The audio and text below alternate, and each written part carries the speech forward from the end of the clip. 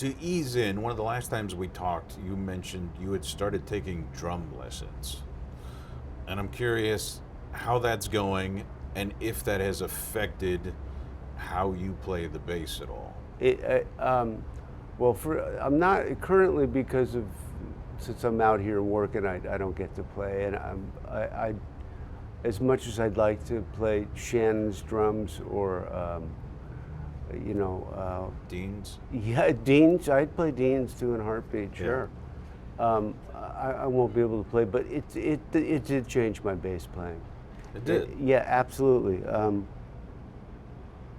I now realize the drummers. It is the hardest job on stage. I believe that.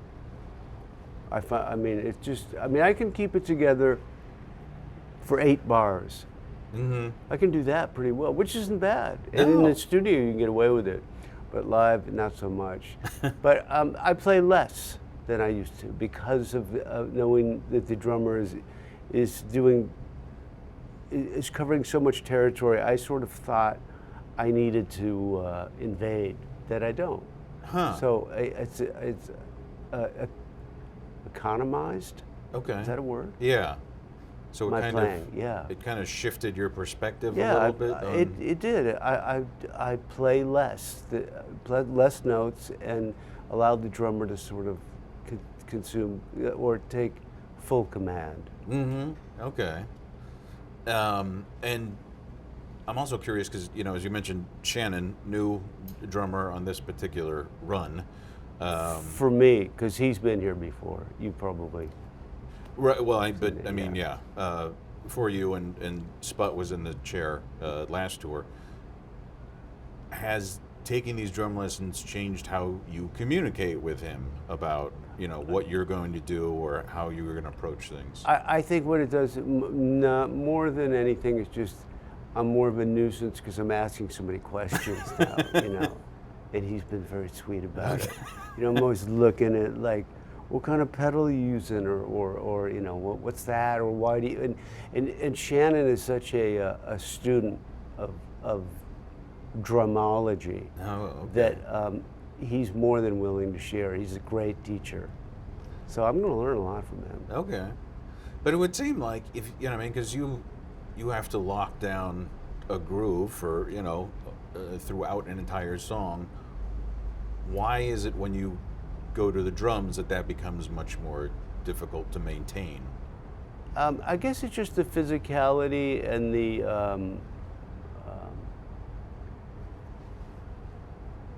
each limb doing the independence. Yeah. One of the reasons I figured drums would be a good thing to offset Alzheimer's. And since I almost forgot the word Alzheimer's, it doesn't. I don't know if it's working quite yet. But no, I think it's probably true. I think it does probably, create new pathways and, you know how they say old people should go home a different way. Yeah, Stuff like that. Synapses. Yes. Yeah. Let's get real technical. And I do think it. I think there's probably. I bet you I'm onto something with that. So, I think everybody should take up drums. Right. Yeah. Well, I mean, it is interesting because there's most of these instruments, bass, all the kinds of guitars, keyboard.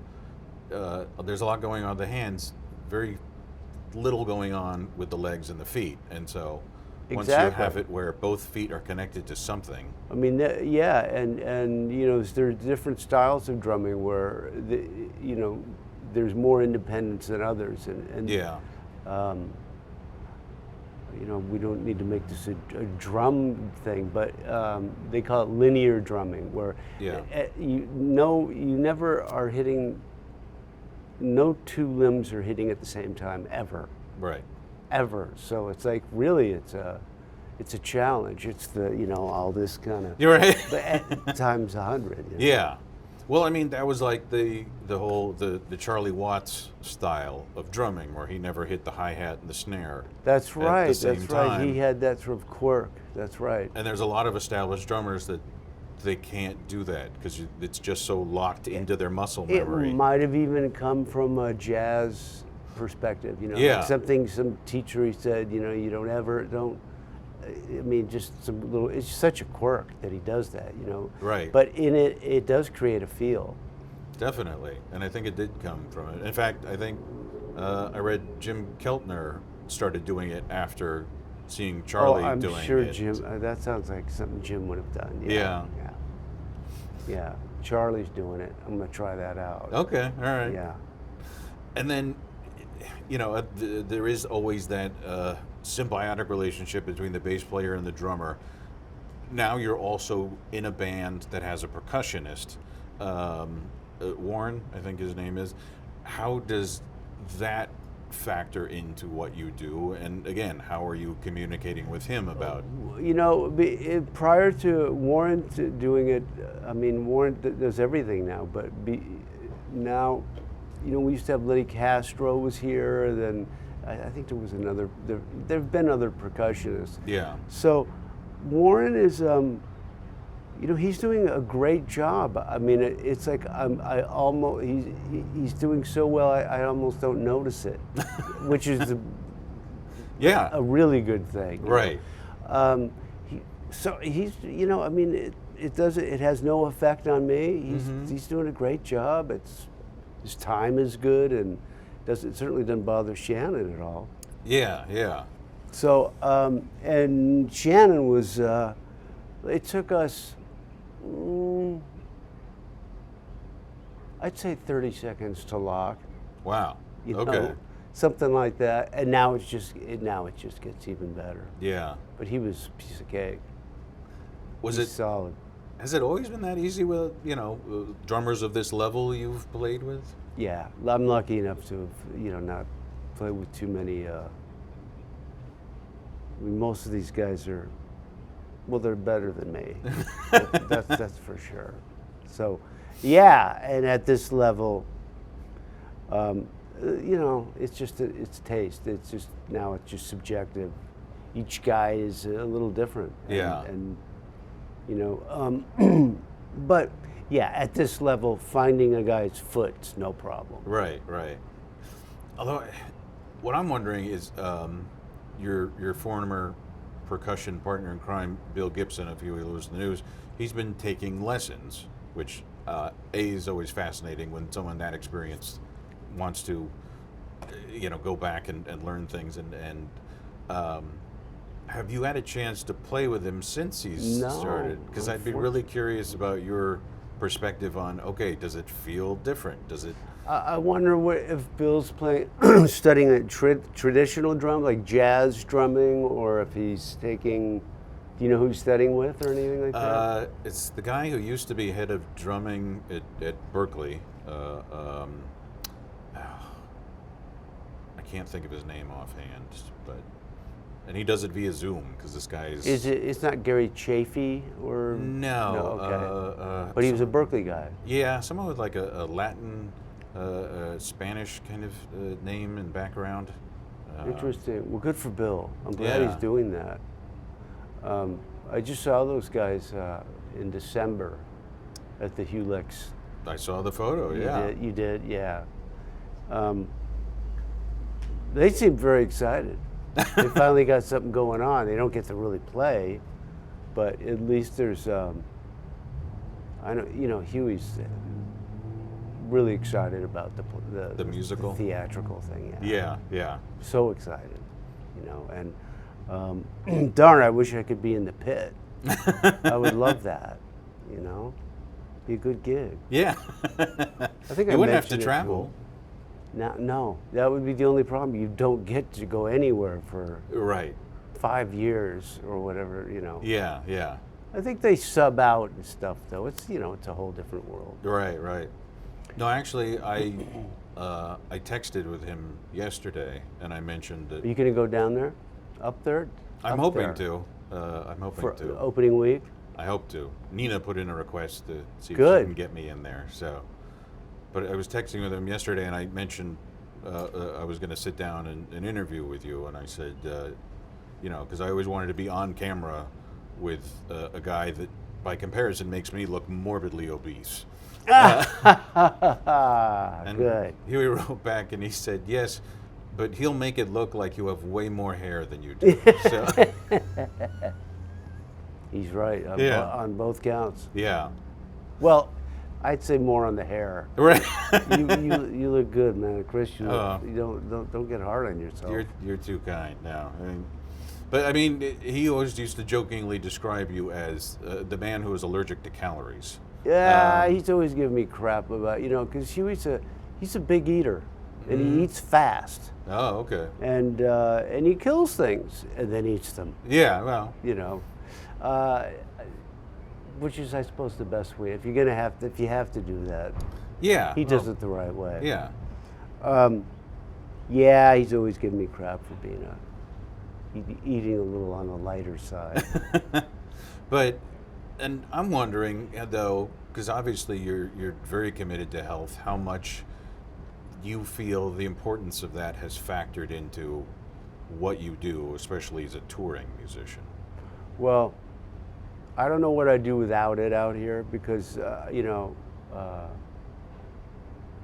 not so much. There's not much to do. Just the time constraints and all of these. You only get so many opportunities, but everything. I mean, I've never regretted going to the gym one time ever. Yeah.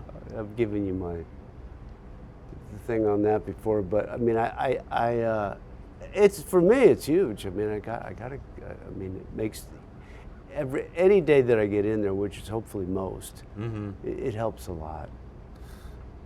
But I'm also wondering, because it seems like you're a person of discipline, just not only in terms of health, but also you talked about you used to try and write a song like almost every day. Oh yeah. Not necessarily try to write a song, but write music every day. Okay.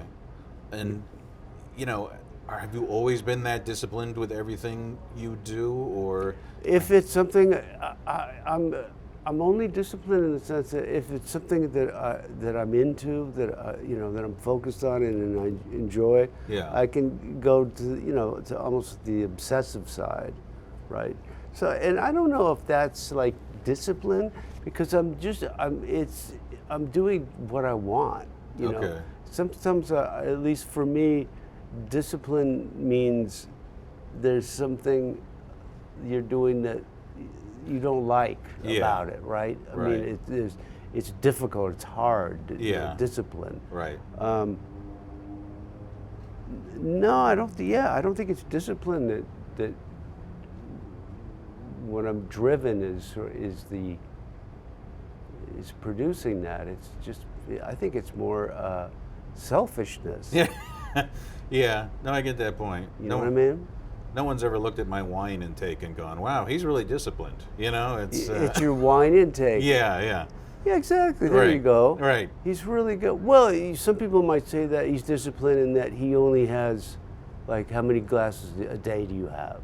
Oh, I mean, an average is out to like one, but See, sometimes more. there are those Yeah. that would say that's discipline. Yeah. And maybe so. Right. Because, I mean, it is better than 7. Yeah. Well, at that point, the discipline is the stopping, not the continuing to drink. You enjoy it enough to, you enjoy it in the right way, and it's not like you have to make yourself like, I really need to have that another glass. Right, yeah. Because you know that you get another one the next day. Yeah. And I think that's the difference between, normal and abusive behavior. Yeah. But again, with music, with songwriting, so for you it's not discipline. It's just it's almost selfish. Like, ooh, I get to do this again today. And again Yeah. today. Whereas I think if maybe the gym is a disciplined. Something I do that requires more. It requires some discipline. Yeah. Whereas the music I do because I just love it. And it is just absolutely selfish. Just me doing my music for me, for all, me, all that. Yeah. And you've had so many experiences both in the studio and with touring bands. I'm curious, from your perspective, how have you changed as a bass player? It keeps. I sort of get repetitious with this, but I keep playing less notes, making notes more meaningful. The ones you play more meaningful, and leave out the unnecessary flourish. Yeah. Especially in the live environment, especially in an arena where there's 20,000 people, and can anyone normally pick out bass? No, is the answer. So, I mean, whatever I do, any sort of really subtle finessey, it will not be communicated to an audience that large. They don't hear it. Well, in that respect, what do you think the average listener does not get about the bass and its influence in the music? I think the average listener is really aware of it. It means they just can't decide. They can't pinpoint what it is, Okay. like what the bass is doing. They wouldn't be able to tell you necessarily. Yeah. But they know that it makes them move, or they have a response to it. But they wouldn't necessarily go, "Oh, that's that bass." I mean, it could be the kick drum. It could, I mean, that low end information definitely tends to make people start moving. Yeah. It's like you can see them sway in time with whatever you're doing. Yeah, and then I think in an arena, the best I can do is like support that whole structure that's going on. But it's, I'm not a solo instrument, and so I have to make sure not to, I mean, it really is a foundational thing. So even more so live than the studio, far more so. Well, that makes me wonder, what is your take on bass solos in general? Well, this is when people tend to use the restroom, isn't it? Isn't that the cue? Bass solo? I'll see it. Not my favorite thing, especially in an arena. It doesn't really. And thankfully, do you see many of them? Not really, right? No, I mean occasionally you'll get one within within a song. They'll Right. let someone stretch out. Yeah, I think there is one part of the show I get 16 bars to Okay. where everybody kind of quiets down and gives me a moment, which is a big thing for me. Yeah. I'm almost like, you sure you want me doing this? Right. But I've actually enjoyed that little 16 bars. Yeah. I It's a mean, good challenge. there's the obvious example of Rush. I've seen them a number of times. Geddy Lee would always, it was within a song, but he would always have a little bit of a bass solo. But it was, Well, Geddy Lee's, that's sort of an aberration anyway.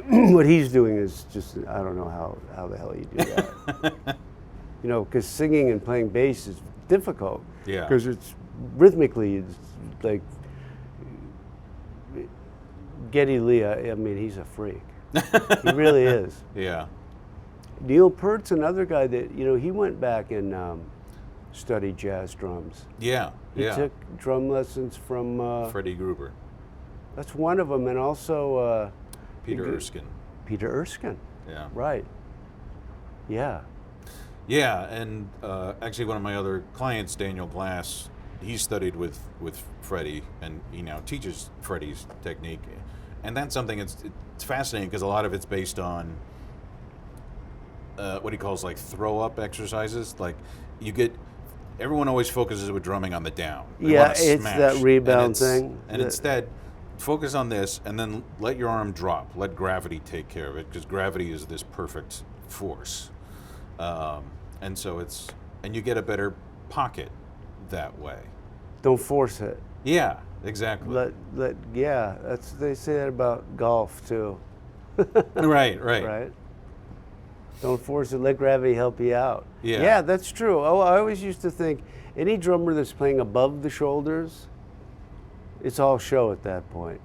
Yeah. It was always the guys that were able to move like as little as possible. Like you couldn't even tell they were, and then that's always been impressive to me, Yeah. and still have the power. You know how Huey always says, make the difference between making the difficult look easy and the easy look difficult. Yeah. The easy looking difficult seems to work better live. That people like that, right? Right. To see some, it's an interesting thing. Yeah, yeah. But I mean, I think that's also a thing. Any musician that's ever tried to learn how to play a song that's a favorite of theirs and inevitably find out, wow, this is a lot harder to play than I thought it would be. Or it could be sometimes the opposite. It's just this? All right. Wow. But yeah, no, it's true. You're right. What kind of direction did you get from Huey when you've been recording with him and playing with him?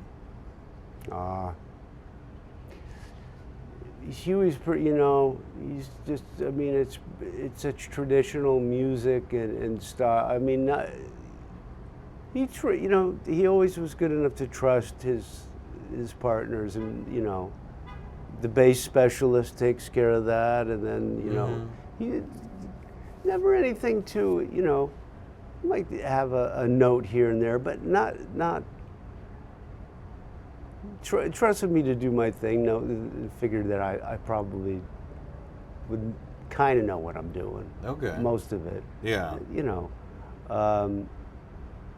Pretty easy guy to work with. And then just to go through some of your better known session work, Mick Jagger, what kind of direction did he give you?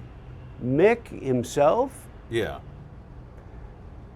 I would say very little, because he was really allowing the producer, Rick Rubin at the time, to do the job. I don't recall Mick ever having any bass notes. Okay. And he was easy to work for in that sense too. But he's relying on his producer, like even on the new record, I don't think he probably had anything to say about bass, right? Probably not. Yeah. Yeah. He just let, what's that kid's name? Daryl? I want to say Daryl. Andre Watt. Oh. Isn't that his name? Andre Watt. Maybe you're right. Maybe you're right. Yeah. He's the 31-year-old, new producer in town. Does everybody. Oh, okay. I thought you were talking about the bassist. No. That's Okay. Now that's still. I think it's Daryl. Oh, bassist. Yes, Okay. It is Daryl. Daryl. Oh boy, if I can't do better at that.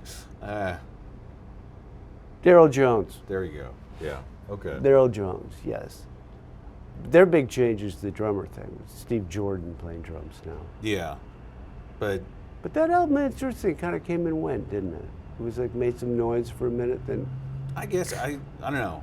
I got the vinyl of that one. I love it. I think it's they still know how to craft a really tight pop rock. Yeah, I think song. that has more to do with Andre Watt. Possibly. Than anything else. Yeah. Yeah. But yeah, I mean, and Steve, he sounds fantastic. I think so too. Yeah. I love it. I do like it. I like to see it. And Yeah. I want to go to Vegas. And I wanted to go to the Sphere. To see you too. Don't you? Yes, I do. I mean, badly, right? and we got to go inside at the Super Bowl. Yeah, I know. Yeah. That would be cool. That would be cool. It sounds like really, well, it sounds like the future. It's like something we've never seen before. So I'm interested in that. And the sound, it's probably going to be incredible. That's what I've heard. Yeah, it is amazing. And that's like, have you ever heard any Atmos recordings? You know what? I don't. Mixes? I haven't. No, I haven't really experienced it. I know it's a thing, and it's just getting bigger. Yeah. But now there's another one too. So like. Yeah, there's competition coming up. Yeah. And I've heard some of it with, and it's fantastic. The nice part is you can hear the bass again, even if it's streamed. Which, Absolutely. And on so many of these remixed records, you know, whether it be Beatles or whatever, some of these remixes make it really, really great to get inside the record. You know, you can hear things you've never heard before. Right. And yeah, it's fun, man. Getting them. I don't know. Have you gone to sessions with speakers and heard the whole Atmos thing, or can you do it at home a little bit? I've heard it in a car because a friend of mine who lives up in Chapel Hill works for Dolby and specifically Atmos, and a couple of times he's gotten cars that they have specially outfitted, and that they were going to drive to one, other car manufacturers to show, okay, this is how great it can sound, and two, I think they were driving into like Spotify headquarters and things like that. And so I've been lucky enough that he said, hey, I got a car, I have to leave tomorrow, but why don't you come over tonight and you can actually, you can hear some stuff. And actually one of the songs was from Tom Petty's Wildflowers album, although I don't think it was one of the ones that you played on. It was a mistake, wasn't it? Yeah, of course. Yeah, I know. Yeah. But it was fabulous because Tom doing his own backing vocals, as you're sitting there, you heard lead Tom in front of you, and then backing vocals Tom was coming from behind you. Now, my question though is, does it sound natural? I mean, or does it sound like something you've never heard before? I think it kind of, if it's done well, it probably matches your memory, what in your mind, how you think of the song, but maybe not how you've heard it before. But why the heck would Tom be singing behind you? Because they. No, I mean I get it, but I mean if to compare it to like in a natural setting. They try and do it so you are surrounded by the band. Right. And again, it's like, all right, a lot of the drumming comes from behind, and the horns come from up above, and in this way, it's mixed well. You can still hear everything, but you sound like you're enveloped in it. But it doesn't necessarily sound like nature. No. Maybe it's a bad comparison. I'm not trying to say that it's a bad thing. I just don't know enough about it. I like when I think about it, I go, well, what's the difference between 5.1 and 7.1 and Atmos? And right, because they're similar in concept, right? Mm-hmm. Where you have a 360 approach, right? But Atmos is a different thing, and people are more. It's happening right now. People are remixing their stuff in Atmos. Right. And every producer's well aware of it. And Sports and Sports and 4 albums just came out in Atmos. I haven't heard those yet. So Bob remixes those, and I want to hear it. Mm-hmm. I think maybe especially with headphones, it might be impressive. I would think so, yeah. Because is that your preferred way of like really listening to a song? It has become, yeah, absolutely. Yeah, good pair of cans. Yeah. You get absolutely. If I really want to hear how it was mixed and get inside, for me, unless I'm at home, in front of monitors, but just out here, headphones. Yeah. For critical listening, I guess. Yeah. And this brings up. So I was also listening to the with a little help from my friend's album that Toto released. It was kind of your COVID concert, so to speak. Yeah, it was the first thing I did with those guys. Yeah. And it's really interesting because it is, quote, live, although not in front of an audience because it was recorded during COVID time.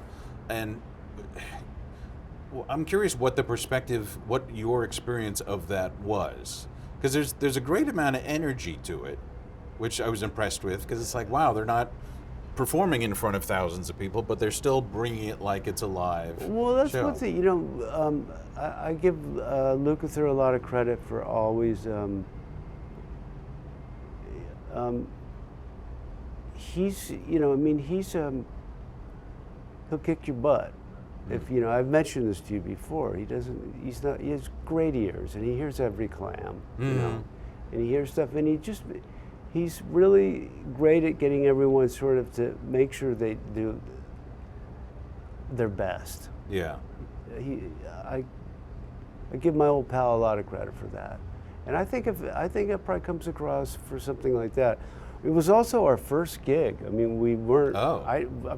I didn't. None of us really knew the stuff that well, so there's probably some urgency or some. You know, I mean, I imagine everybody's as focused as they can be, because you're having to think so much. It was hard because it was, the first thing ever. Wow. Was there any pushback, like, this is our first gig, maybe this shouldn't be the one that we record? Well, if there was, Lukather okayed it. Yeah. You know, I mean, right. He said it was going to be, you know, I think it'll be interesting to watch it, you know, years from now as this band gets even, you know, tighter, and see where we were in sort of the infancy in this iteration of the band. Right, right. Well, it also makes me wonder, because you mentioned, I mean, you guys go back, you know, well, he says on this. 46 years. He says on the album, he said he thought that your parents were pregnant at the same time. I don't know if that's true, but. Yeah, it's likely. Yeah. It's real likely, but I mean, as I've said before, as long as I've been conscious, I have I've always known Steve Lukather. Yeah.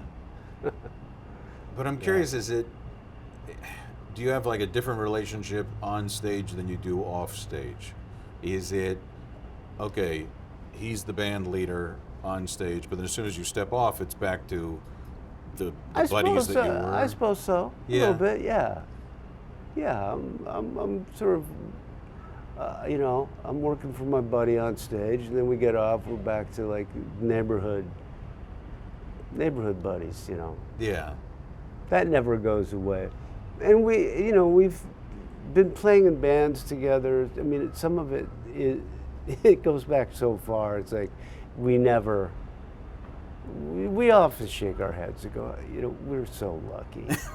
How did we get all this? If we had only known. Yeah. Back when we were kids, listening to all these people that would become, you know, people we'd play with, you know, and know, and it's incredible. Yeah. Like, I mean, because I think about that, like when you guys were getting started and everything, and just kids, and then you flash forward to one of the musicians you both have in common is Ringo Starr. And I've wondered, have you ever talked about that? Like, how did we get from here to... Well, especially Luke's the one that really got hooked up with Ringo. I just was sort of, through Luke, that's how I got to meet Ringo. And, yeah. But what's great about that thing is their relationship. They're like best friends. Oh, okay. I mean, you know, Ringo often will call him just out of the blue. Just Ringo calling you on the phone. And Luke still gets a kick out of it, you know. Yeah. Who wouldn't? Right. Who wouldn't? I mean, my God. Well, that makes me wonder, has there been anyone that you've been extra nervous to do a session with, a gig with, that was intimidating because of their reputation? Because of their reputation, like musically, I'm trying to think. I'm sure there has. Nothing comes to mind right now, but like that I was intimidated or, I don't know. What was it? I'm trying to think of sessions where the producer was a bass player, like Don was. Maybe something like that. Okay. Maybe Don did that to me once, but he's such a nice guy, it goes away, so. Okay. I'm sure it's happened. Yeah. In fact, I'm intimidated on most of the time I walk into the studio anyway. It's Really? true. Oh, yeah. Even after all I'm this nervous time? before any show, Oh, wow. any date, any session. There's always a little bit, you know, are they going to find? Is this the day they find out? Right? You know, this is it. Yeah. Yeah. Yeah. I always feel like every gig is like oh, you got to prove yourself once again. Like you never are immune. I mean, you're always being tested. But is that an advantage? Because you said, like, you know, one of the great things about recording with a little help from my friend's album is first time playing together, everyone was optimally focused because of that. So would you say your nervousness gives you, you know, that's actually helpful? It's an advantage. I think so. Yeah, it's like sports in a way. It can be that way too. Mm-hmm. You know, I mean, where you have your heightened awareness. You're really in the moment. Yeah. You know, you don't have time. You know, you screw up when you start thinking about like some domestic issue when you're on stage, right? Yeah. Or did I get the milk? Right. That's when you're going to make a mistake. You know, that's when you're going to screw up. So, yeah, when you're like hyper concentrating and although there are the musicians that do get the red light fever, we've seen that, and of course they don't last long, but yeah, they just get frozen. Right. They can't play, you know. Yeah. But that doesn't work great for a studio musician. You know what I mean? You sort of have to. Yeah. And then a little more on the technical side. So, since the last time we spoke, I got to interview another prominent bass player, Billy Sheehan, who's best known for his work with David Lee Roth and Mr. Big. Great player, man. And we were talking about tone, and you know it's a big deal, especially amongst bass players, and you're looking for the right tone. And he has this line where he says tone is in the bones, because he's had times where he like just sat in, and people like said, "Oh wow, it sounded like you." He's like, "Oh, it wasn't even my usual bass," you know. And I'm curious from that perspective with you. How much is tone reliant on you as a person, and how much is it reliant on your instrument of choice? Yeah, he's right. It's up there, man. Like, you know, tones in the bones. That's a good one. Yeah, it's huge. It's everything. I mean, you can take just about any bass player that has any sort of style that sort of differs from, you know, what creates the differences is all that. Mm-hmm. It's all touch and feel and pressure and absolutely tones in the bones. I'll go with that. Yeah. Billy's right. And actually along that, it made me think kind of the contrast to the whole Atmos thing where it's all about breaking things apart as much as possible. Because you were involved with Tom Petty's Wildflower Sessions where he was big on analog. And I'm curious, did it have a different feel than maybe other sessions as a result of his, you know? The fact that he was analog versus... Yeah.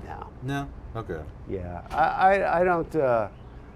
I can't hear the difference myself, especially now with some of the gear they have, the sort of anti-digital...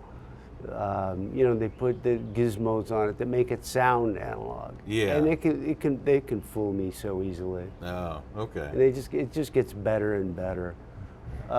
So all these people that go out of their way to do analog stuff, I mean, it seems to me that's more of it's almost like a hobby. Yeah. Good for you. Good. That's great. You know. Right. And some younger bands kind of get into it sometimes, right? Let's do it like our heroes, you know. Yeah, yeah. And then, but it did. That's just me. I mean, you know, a lot of engineers are gonna say, well, he's just a musician. He doesn't have a clue, and they're probably right. Yeah, but the digital versus analog thing. Yeah. I mean, all digital has done is afford all of us to have a friggin' recording studio in our bedroom now. You know? Right, yeah. So I'm kind of all for it. Okay. And Atmos when I get around to hearing it. Yeah, okay. I'm still just wondering about why background singers Like, yeah. But it's a thing, and maybe it's just a live experience. But no, this is how people. And what do you need to get Atmos at home? A Sonos system or something, or I think to really experience it, you need, multiple speakers. Right. I'm not an expert in this by any means, but I think to really get the full effect. And how is that going to become like a real mass? Well, the one thing this last time where Dad, I need $15,000. Well, the last demo he did, they took like a Honda with whatever stereo came with the Honda. And so it wasn't specially outfitted as far as the speakers went. And then he showed me they switched back and forth from a regular stream of a song to an Atmos stream. And that sounded amazingly better. Really? Atmos. Yeah. So much clearer. I can't wait. Yeah. It's exciting. I mean, we need things like this to keep our interest in. Yeah, I like these advancements. Okay. Where's there more tech? North or south? North. North. Specifically right here, they have this research triangle park. The triangle, I keep hearing about the triangle. Yeah. Tell me about this. We're going to change this whole interview. We're switching You're around. right. There's this old guy that's on PBS. You've probably seen him.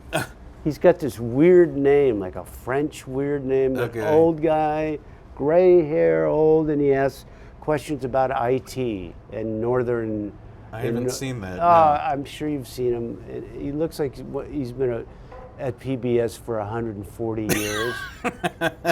Yeah. But I got fascinated by hearing about workforce and community college and all this shit. Okay. So that's what you want to. No, I mean, I think that there's a real upside here. Yeah. No, Like there's people they're coming here, right? They are. It's one of the faster growing. In Charlotte in particular, I imagine. Or This area especially because Apple is building a second U.S. headquarters here, and they've already started moving employees here and such. So that's been a big deal. Cisco. And it's really been good for Apple too. I mean, I heard some numbers on how efficient this facility is, and so I mean, get ready. Wow, there's going to be a lot of people here soon. There already is. Yeah. In many respects.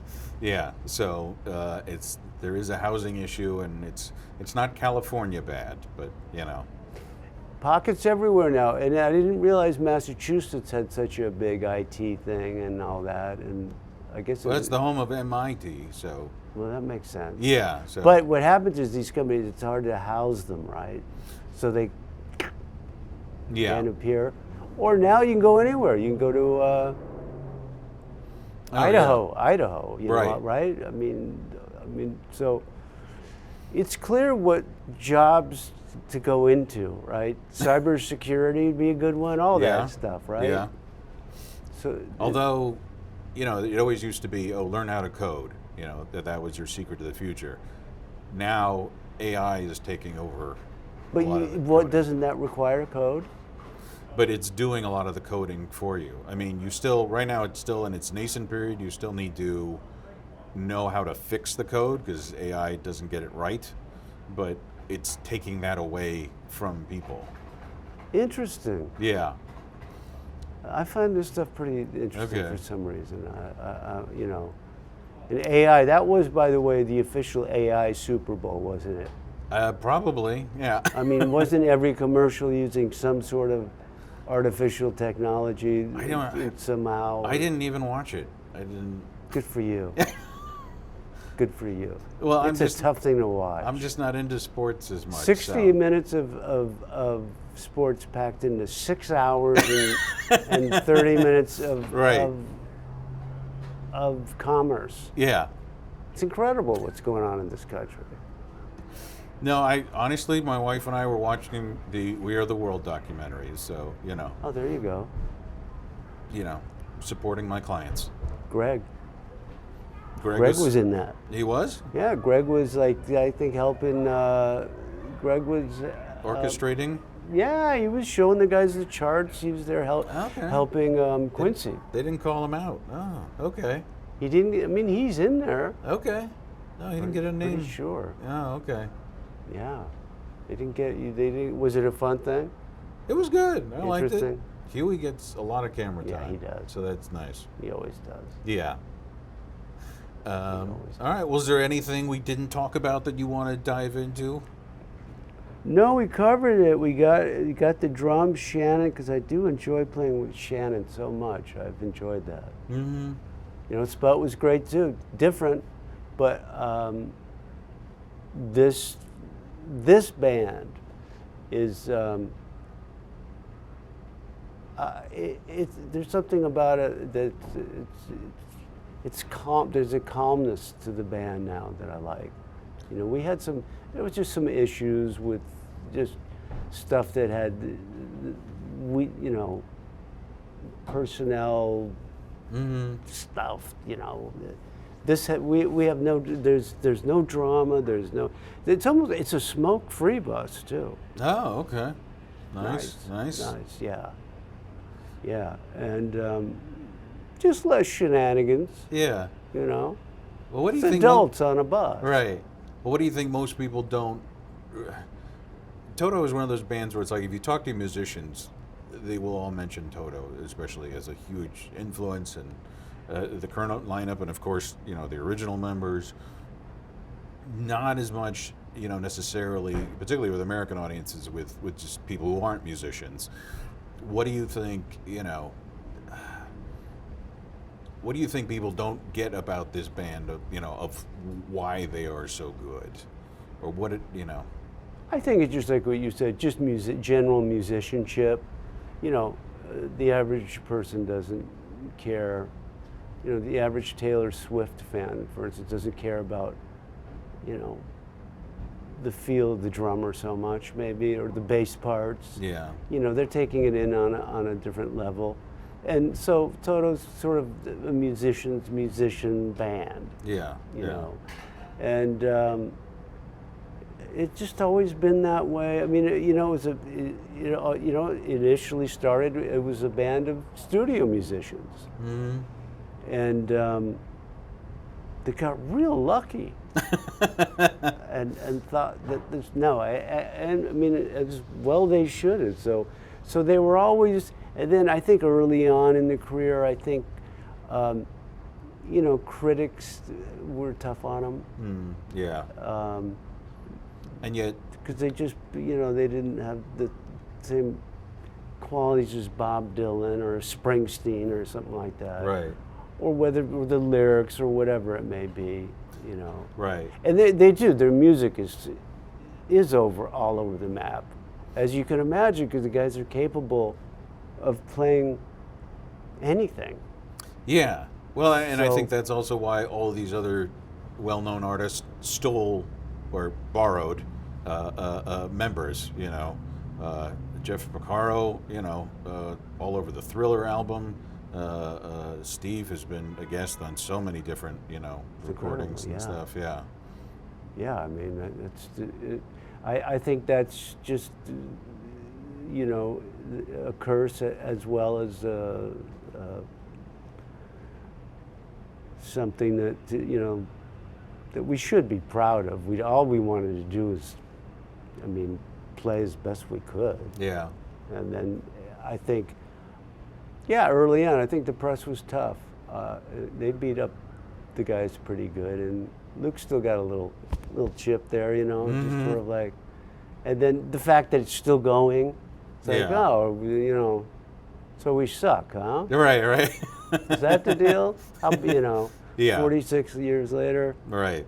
you know, and yeah, it's still going good. I think these are good days for Toto, 46 years later. Nice. Cool.